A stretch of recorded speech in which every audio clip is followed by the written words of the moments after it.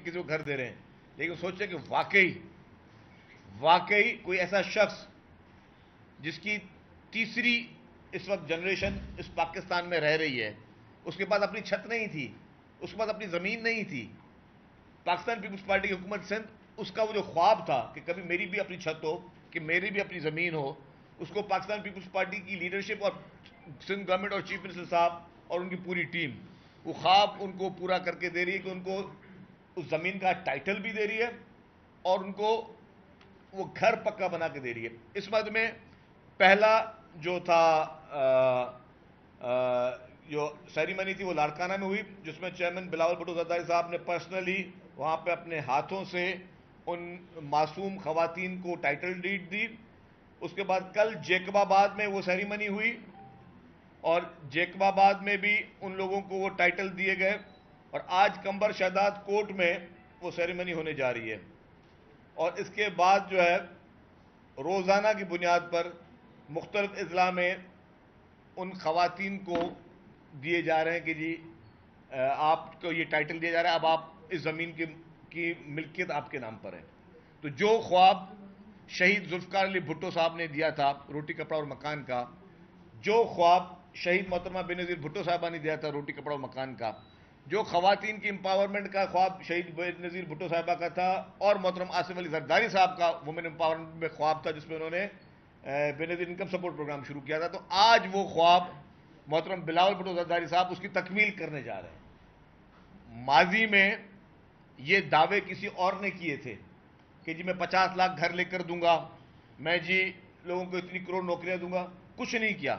روزگار آج مل رہا ہے تو پاکستان پیپلز پارٹی کی لیڈرشپ دے رہی ہے، اور سب سے بڑی بات ہے یہ گھر میں کہتا ہوں کہ یہ بہت بڑا انقلاب ہے۔ آپ ان خواتین کی آپ چہرے دیکھیں جن کو گھر مل رہے ہیں۔ ایک سیکنڈ میں چاہوں گا کہ یہ آپ 1 منٹ کے لیے یہ چھوٹے سے پروموز ہیں دیکھ لیں، تو آپ یہ دیکھیں کہ ان خواتین کے چہرے دیکھیں، ان کی آنکھوں میں وہ دیکھیں کہ جی انہوں نے کبھی زندگی میں یہ سوچا بھی نہیں تھا کہ ہم سیلاب میں تو چلو ہم ڈوب گئے، لیکن ہمیں دوبارہ کوئی گھر بنا کے دے گا، پکے گھر، اور ہمیں جو ہے وہ ٹائٹل بھی میرا ہوگا، وہ زمین کی ملکیت بھی میری ہو گئی۔ یہ دیکھیں جی،